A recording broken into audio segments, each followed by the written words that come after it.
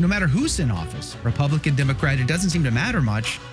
Whatever Israel wants, whatever Israel gets, and we don't even question it. Why is this? And is it true? Maybe it's not true. So the blind support for Israel is certainly a problem, and in particular, not dividing supporting Israel as an idea and then supporting the specific policies of the Israeli government, especially as many of those policies make Israelis less safe. What would you say to that? The Christians in Gaza, are they pro-terrorist? No, none of them in Gaza is, and they've been against Hamas for years. There's always talk of the 2006 election that Hamas won, but they had very little support in Gaza during that election. And they haven't had an election since. So, and I think actually recently what we see in the news is mostly we get the true story of what's in Gaza, but people just don't believe it. Right? And what we're seeing in Gaza in terms of numbers and starvation and the number of people that are dying and the number of people who are being killed is true information. People just discredit it and won't believe it. By the way, my name is Joe McClane. I host a radio program called A Catholic Take, where we look at the world through a Catholic lens. I'd love for you to hang out with us. If you like it, give it a thumbs up and let us know what you think in the comments below. Here's something I saw in the headlines this morning. Trump calls Gaza starvation terrible, reaffirms pledge to send aid. I'll link to this as well as to a great article that I saw over at the American Conservative on Israel. What would Jesus do? Palestinian Christian communities face systematic violence and oppression by Mike Casey. Mike spent 15 years in the Foreign Service. He spent 4 years in Jerusalem out of the U.S. Office of Jerusalem Palestinian Affairs, graduated West Point, served in the American Army as an officer, and he joins us this morning. Good morning to you, Mike. Thank you for your time. Hi, good morning. Thank you for having me. This is a complicated issue, to say the least, and every time I talk about it, I tend to get, hate mail or whatever, calling me anti-Semitic and all the rest, and that's okay. But one of the, I always look for voices, people who have like boots on the ground kind of experience. When I read your article and I saw your background, I really wanted to get you on, and I'm so grateful to have you here. I want to start with truth versus lies. You spent 4 years living there. What is true from your experience being there versus what we are told here in the West in the headlines or even talking heads like me online or what have you? What's true, what's not? Well, again, thank you for having me on the show. I really appreciate the opportunity to speak with you here. And I think actually recently what we see in the news is mostly we get the true story of what's in Gaza, but people just don't believe it, right? And what we're seeing in Gaza in terms of numbers and starvation and the number of people that are dying and the number of people who are being killed is true information. People just discredit it and won't believe it. People, I mean officials within the U.S. government and others. And I think a lot of it is just how much it impacts people on a day-to-day basis is what we often miss in the news. We see, of course, the crisis in Gaza, which is the biggest issue, the biggest problem, but just what happens every day in the West Bank in terms of settler violence against Palestinians, theft of territory, just the day-to-day abuse that Palestinians have faced even before the October 7th attacks and the war that we've seen after that fact. So just how bad it is, I think, on a day-to-day basis is something that we don't appreciate. You mentioned the October 7th attack, 2023. I think that's good to bring up because that's also one of the more contentious issues is if I criticize Israel's actions in Gaza or the West Bank or what have you, that always comes up. But Joe, Hamas is a terrorist organization. They've done horrible things. And my response is, I agree. I think what they did was terrible and horrible and disgusting and inexcusable. I'm not on their team. But it seems like there's a serious lapside here on the rationale because what was it, like 1,600 people murdered or assaulted or kidnapped in the October 7 deal? But there's been literally tens of thousands have died in the attacks since, hasn't it? I mean, it seems very lopsided. Yeah, Hamas is a terrorist organization. The attack on October 7th was terrible in every sense of the word. There's no justifying it in any way.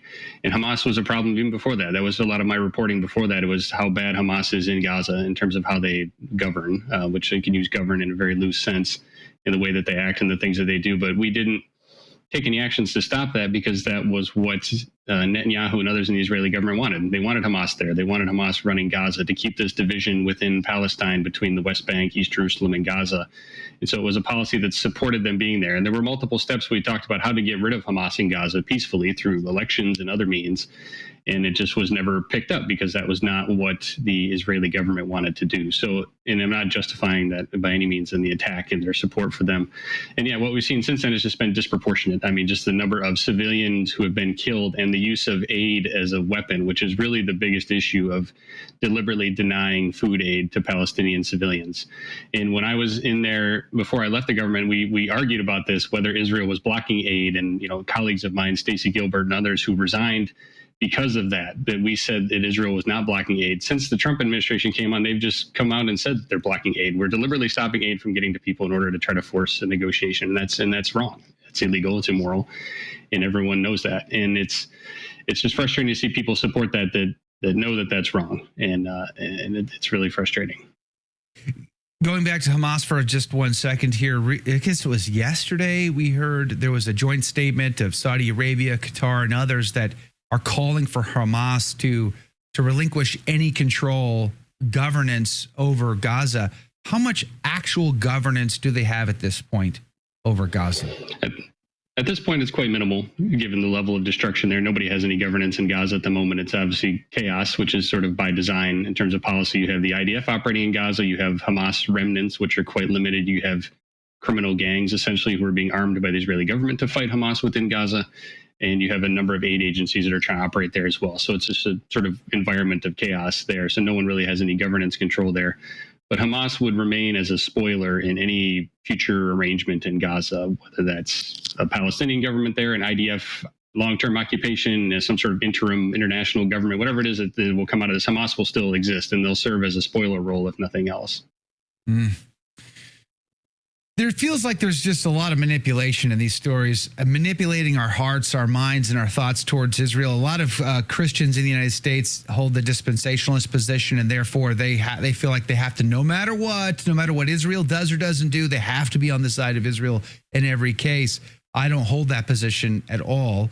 But this has been something that's been very confusing to me. Why does the U.S. government hold that position? Why?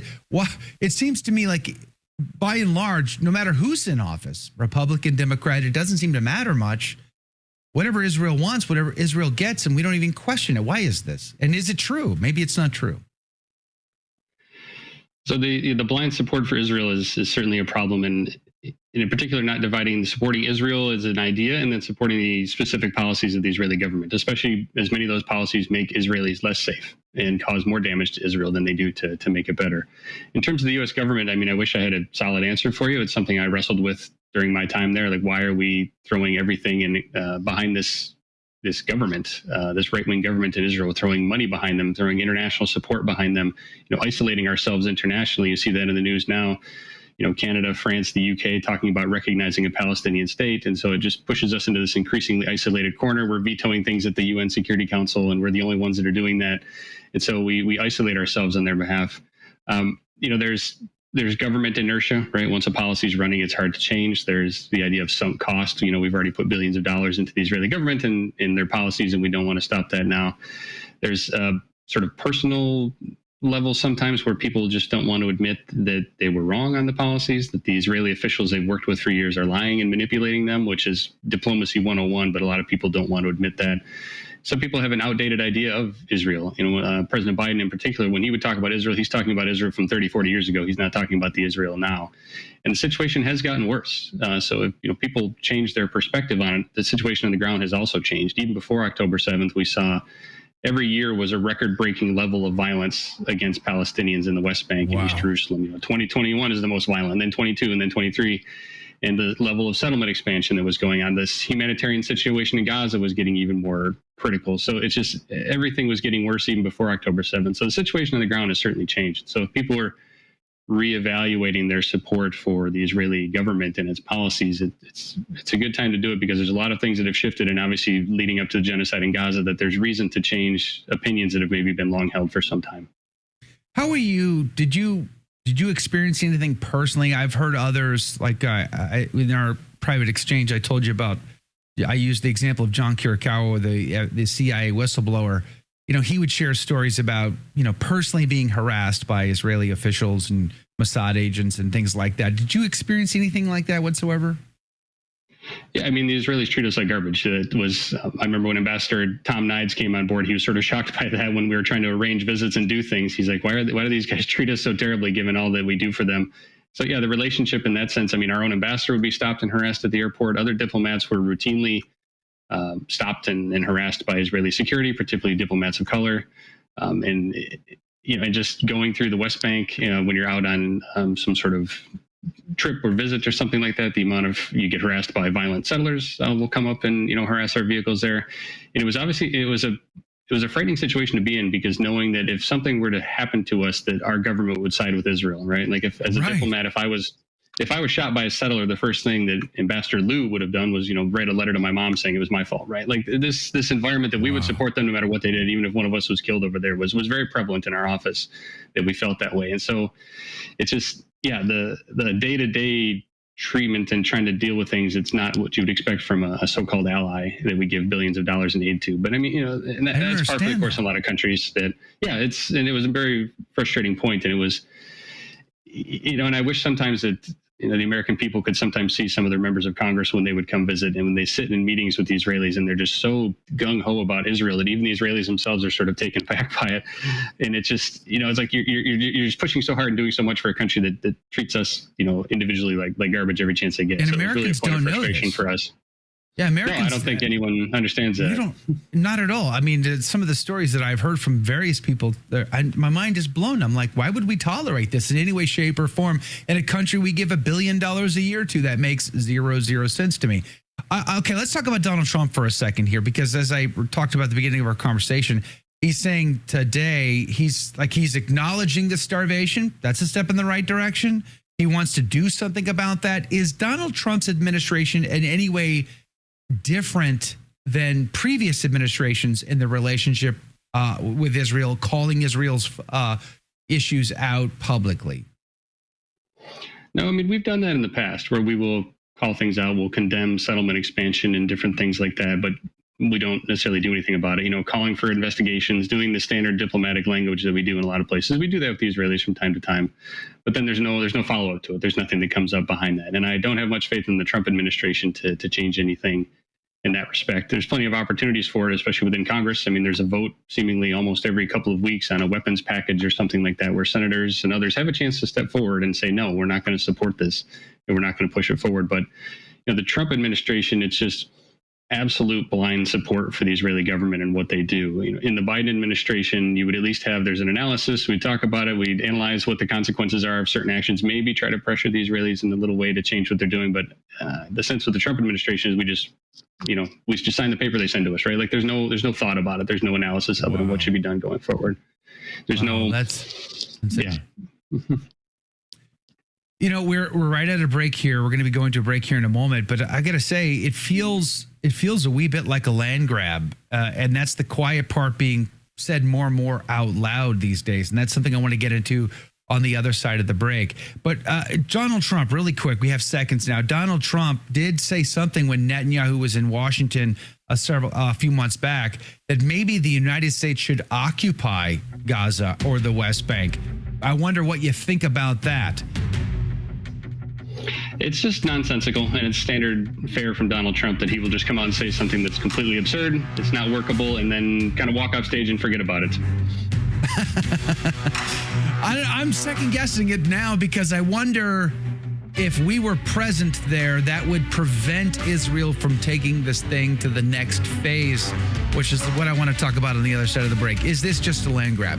Is destroying and leveling Gaza all of their infrastructure, like water treatment facilities, for instance, let alone hospitals, schools, and other key infrastructural elements? It kind of feels like a wartime strategy. I'm concerned that Israel's real strategy, real goal, and many Israeli citizens have actually said this on camera, Sky News, BBC, all kinds of places, tons of clips out there. And they're saying the quiet part out loud. Essentially, they think Bibi Netanyahu is Joshua, and Gaza and the West Bank, that's Jericho. Time to surround the place and take it down. They want the land, and they just want these people to be gone, and they want to occupy the land. At the end of the day, that word genocide feels harsh, it feels politicized, it feels manipulative, but it kind of feels like it fits too. And I'm wondering whether or not a two-state, in your opinion, do you think a two-state solution is possible? How do we pull that off? But I also wonder whether or not Trump might have been onto something. At first, I criticized him for it, to be honest, but now I'm thinking, I don't know. How could we stop the Israeli government from continuing a land grab unless we were boots on the ground. I don't know. What do you say? The two-state solution, I mean, it's been on life support for the last few years, and there's many people who say it's no longer feasible, and there's a lot of evidence for why that is, especially in terms of expansion in the West Bank in particular, not to mention within Gaza. And, the solution now needs to move towards a one-state solution with equal rights for everyone, which is also a policy option that we could pursue. In terms of the two-state solution, there are ways to keep it alive, I think. And in terms of stopping the Israeli government, we have many levers of stopping them there. I mean, just financial, right? How much money we give in terms of military aid and supplies. Diplomatic, we are constantly out there, sticking our neck out at the UN for Israel, vetoing items sometimes where we're the only one doing so. So withdrawing that diplomatic support is another way to do it. So there's plenty of levers that we can use to change the Israeli government's behavior. We simply choose not to do so. Right. So if we choose not to do so, okay, so you said one state solution, equal rights for all. Okay, that's interesting. But how likely is that? I mean, look at these Jewish settlers and their behavior in the West Bank. They attacked the only Christian village left in the West Bank again just the other day, even after there was international outcry and all of the patriarchs in Jerusalem, East and West, united together. Praise be to God. They raised their awareness, and they're still attacking these villagers. So, I mean, it seems like we'd have an apartheid if there was a one-state solution. Well, we already do have an apartheid system there, and more and more international organizations in that are identifying that as that's the system there for Palestinians who live under Israeli control, which all Palestinians do to an extent, despite the claims that some areas are under control of the Palestinian Authority. But everyone's daily life is influenced by Israel and what they decide and what they do. And yeah, I mean, there will certainly be violence between communities. There is now. That won't change if it's two state or if it's one state. But that those issues would have to be addressed in the future. But it's a larger framework that could be implemented and could be moved forward with significant economic and diplomatic pressure on the Israeli government and the Palestinian government as well. And this is an issue that I've tried to raise, is how little we pressure the Palestinian government. There's often talk that it's corrupt, it's weak, it needs to be reformed, and all of that is true. But we don't pressure them at all because that's the kind of Palestinian government the Israeli government wants to have in Ramallah. They want to have this corrupt person that they can shape to their own behavior. So we've often not done the work that needs to be done to support a more credible Palestinian entity because the Israeli government doesn't want that. And so that's another gap in our policy that I've tried to address for a long time, is we need to, if we want a Palestinian state, we need to make a Palestinian state in terms of, economic, political reforms and support. And we haven't been doing that either. Generally speaking, I served in the Marine Corps, but I'm not a big fan of regime change policies that we've had in our country now for decades, it seems. But in this case, I don't know what else we could do to help these people. And I fear that the only thing that we are going to do is kind of go along and move these people out and try to get some other country to accept these refugees so that Israel can just have the land. And I guess we get the Riviera on the Mediterranean there in Gaza. It just seems really unjust to me as far as that goes. So at the end of the day, you're saying that we have to have a government that's going to want to apply economic pressures to Israel, stop sending them checks, weapons, etc., until they change their policies. We also have to have a government that's going to want to get rid of Hamas and implement a government structure there that's just, fair, and equitable to its own people. But all of that seems like a bridge too far. So what's the bottom line here? What does the next 10, 20 years look like there? I mean, there's the ideal situation and the reality on the ground. And I think, as you mentioned with Gaza, I mean, the strategy is, as much as the Israeli government has a strategy, which they really don't and haven't for months, other than just destroying everything and rendering Gaza uninhabitable, is, where do we go from here? Do things just continue to get worse? More and more land is stolen in the West Bank and in Gaza. Is it become a long-term occupation? What happens to people in Gaza, even just their basic needs? Because the Israeli government, if they take over, they're not going to provide for them. And so who's going to pay for that? Who's going to deal with that? The practical steps in Gaza, even if the war ended tomorrow, are just immense. I mean, we're talking decades of, recovery and reconstruction and aid and billions of dollars. And, it was taking, several $1 billion of U.S. and international funding just to keep Gaza running the way it was even before October 7th. So where do we go from here and what happens next? It's hard to say. I mean, it depends a lot on what changes in the United States. We're seeing change in European capitals in terms of, recognition of a Palestinian state. Does it reignite peace talks. There's going to be an election in Israel within a year at least, and what does that election lead to? Is it more of an even more far right government than we have now?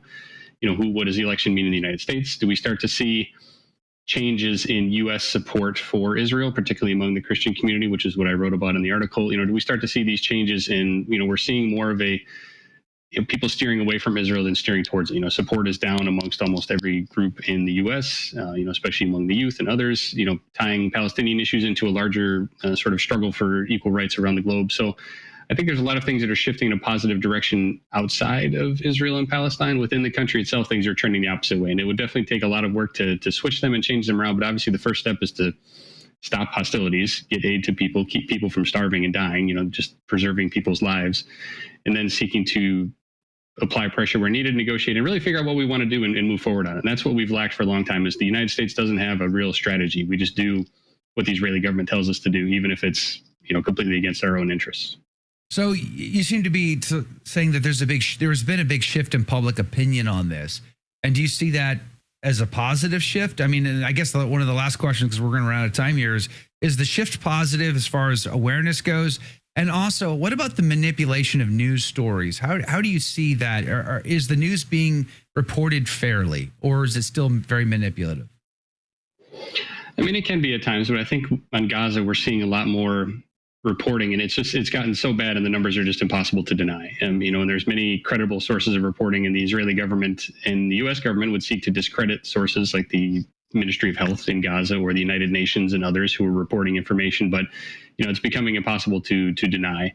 And you see even in more sort of media circles that would support Israel even having to admit that things aren't trending the way they want to. The number of people who say it's not genocide is getting smaller and smaller by the day, and the number of people who say it is growing. So I think that the news information that's out there, it's getting too hard to deny. But obviously there's still manipulation of it and trying to shift the narrative that this is really just all Hamas's fault and it's not the Israeli government that's starving people and things. So there are opinions that come out there that are contrary and shifting, but the basic data I think is getting too hard to ignore and is being reported more widely. Well, let me sneak one last question in with 60 seconds on the clock. The people of Gaza, they're being associated with Hamas like they are pro-terrorist here. What would you say to that? The Christians in Gaza, are they pro-terrorist? No, I mean, no one in Gaza is, and they've been against Hamas for years. There's always talk of the 2006 election that Hamas won, but they had very little support in Gaza during that election, and they haven't had an election since. So 3/4 of the population of Gaza has never even voted. So to say that they elected Hamas, they support Hamas, and they don't. And opinion polls have reflected that as well, that Hamas has been abusing them for years and they have not been supportive of it. So Hamas, but there's nothing they could do about it because Hamas has guns and weapons and they're sort of oppressing the people of Gaza against their will. So there's been no support there for Hamas, but the people of Gaza have been suffering under Hamas with no way to overthrow them. So just having to deal with it. Did you like that video? It's okay. You can admit it. It's perfectly fine. Hey, we cover the big stories of our day, from inside the church to outside the church to all points in between, and we do it from a Catholic perspective. It's called A Catholic Take. It's a radio program Monday through Friday. We live stream it right here on this channel, by the way, so make sure to subscribe, like, and share. We would be very grateful to you. And don't forget, you're going to want to watch this video right here because you don't want to miss anything.